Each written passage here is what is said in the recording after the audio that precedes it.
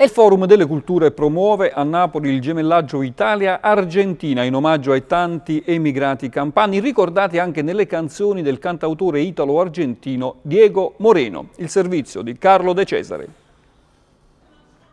Erano gli albori del 1900 quando in Argentina, sull'onda di un vero e proprio fenomeno culturale fatto di musica lirica e danza, comincia a farsi strada un giovane immigrante francese, Charles Romuald Aldegarde, in arte Carlos Gardel.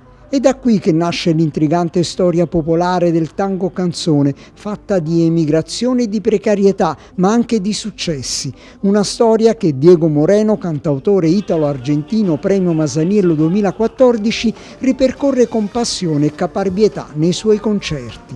Ma la nostalgia dei ricordi sulle note di Caminito lascia subito il posto al coinvolgente tango scugnizzo, sull'onda di un ritmo che unisce il Mediterraneo al Mar della Plata. Un antico abbraccio che il Forum delle Culture ha promosso proprio attraverso questo concerto al Delle Palme di Napoli.